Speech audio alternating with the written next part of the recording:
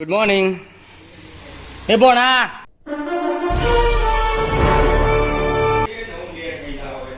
ભાઈ જોબ ઉપર ઉપડે ભાઈ,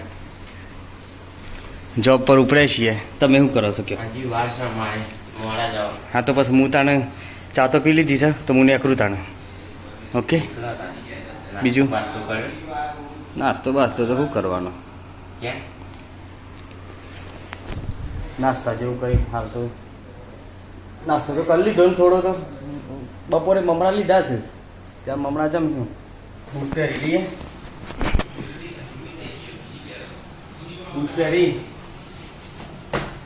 પાછા જઈએ. આ તો મળીએ ત્યાં હોય છે હેડ. ઓકે ચાલો, ઓફિસ જવા માટે નીકળી ગયા છીએ આપણે. તો એમ કેવું હતું તમને કે ચશ્મા રહી ગયા હતા કાલે. આજે તો ચશ્મા પહેરી લીધા. તો મળીએ, ઓફિસ જઈને કામ કરીએ, ઓર્ડર હશે બધા પેકિંગ કરીએ, અને જે બી હોય વાત કરીએ આપણે આજના દિવસની. આ બધાનો નહીં પારવાનો, મારે એકલાનો જ પારવાનો. તો ગાઈઝ, હોટલમાં જમવા માટે આવ્યા છે આપણે. આપણા સાહિલભાઈનો બર્થડે હતો તો જમવાનું જમી અને આપણે રેક જોવા એક જગ્યા ઉપર જવાનું છે. આ રીતની ઘોડા જે કહેવાય છે રેક, એ આ રીતના જોવા ગયા હતા આપણે એક ઇન્ડસ્ટ્રીમાં. તો પેકિંગ કેવું થાય છે, કેવી રીતે મોકલે છે, કેવી રીતે એનું મેન્યુફેક્ચરિંગ થાય છે, એ બધું જોઈ લીધું, કેમ કે આપણે આનો ઓર્ડર કરવાનો છે. તમે જોઈ શકો છો ગાઈઝ. તો ગાઈઝ, ઓફિસથી રૂમ પર આવી ગયા છીએ આપણે, અને આપણે જમવાનું તો થોડો પેટના પ્રોબ્લેમના હિસાબે આપણે જમવું હતું નહીં. બપોરે પનીર ખાધું, એના લીધે પેટમાં થોડી ગડબડી હતી, એટલે આપણે જસ્ટ એક ફ્રેન્ડના જોડે આવ્યા છે અને જમવાનું બાકી હતું. તો આપણે જ્યુસ પીશું ખાલી, અને શાંતિથી આજનો દિવસ ઉપવાસ કરીશું. એટલે જ્યુસ પી લઈએ અને પછી જઈએ રૂમ પર. પાઇપથી ના પીવાય,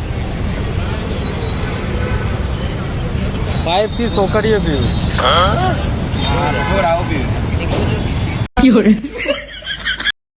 છોકરાઓ છે ને, છોકરાઓ ડાયરેક્ટ જ પીવું. પાઇપ પીવું થાય ખબર છે? પાઇપ મારી નળી શકે અંદર, પાઇપ મારી નળી ખરી કે આ નળીમાં અંદર ડાયરેક્ટ જતી રહે. પણ જણા આ છે ને મોઢામાં કમ્પ્લીટ આમ ગોર ફરીને જાય, બધા સ્વાદ મળવામાં ડાયરેક્ટ. મતલબ वो अलग ही लेवल का बंदा था, पीवानो છે સ્વાદ લેવું. તો ગાઈઝ, રૂમ પર આવી ગયા છે આપણે.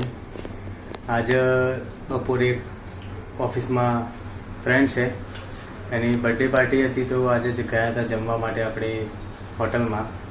તો હોટલમાં પનીરની સબ્જીના લીધે અવોઇડ કર્યું આજે જમવાનું આપણે, કેમ કે સબ્જીના લીધે પેટ આપણું ખરાબ થઈ ગયું હતું.